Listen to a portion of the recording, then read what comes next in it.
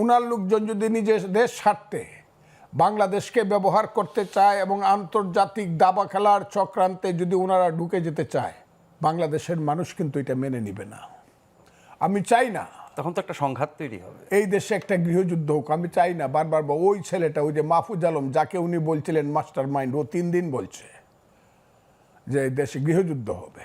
আমি চাই না গৃহযুদ্ধ হোক, তবে এই দেশে যদি আমার দেশ যদি বন্ধক দিয়ে দিতে হয়, তাইলে এই দেশে কিন্তু মুক্তিযুদ্ধ একটা হবে। গৃহযুদ্ধ আর মুক্তিযুদ্ধ একরকম না। এখনো মুক্তিযুদ্ধরা জীবিত আছে, আমি বলে দিলাম। এইটা যদি ইউনূস সাহেব পরিহার করতে চায়, এটাকে যদি উনি অ্যাভয়েড করতে চায় যে বাঙালি জাতির রক্ত আর এই দেশের মাটিতে না জড়ুক, লাখ লক্ষ মানুষের রক্তের সমুদ্র সৃষ্টি না হোক, উনি একজন জ্ঞানী মানুষ হিসাবে, নোবেল লরিয়েট হিসাবে ওনার কাছে আমি হাতজোড় করে অনুরোধ করব। উনি আমার 10 বছরের বড়, পাক্কা 10 বছরের বড়।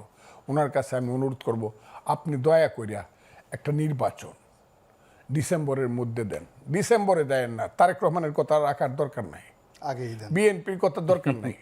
আপনি অক্টোবরে দেশে প্রথম ইলেকশন হয়েছে, 1 অক্টোবরে 2001 সনে 1 অক্টোবরে ইলেকশন হয়েছে। আপনি অক্টোবর মাসে ইলেকশন দিতে পারেন। সেই ইলেকশনটা আপনি কিন্তু বিএনপি বা তারেক রহমানের কথা রাখলে কি উনি ছোট হয়ে যাবেন? হ্যাঁ, বিএনপি বা তারেক রহমানের কথা রাখলে কি ডক্টর ইউনূস ছোট হয়ে যাবেন?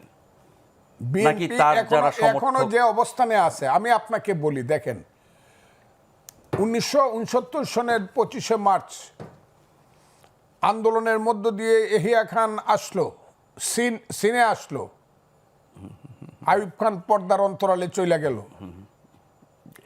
পরের দিন আপনি শেষ করতে হবে।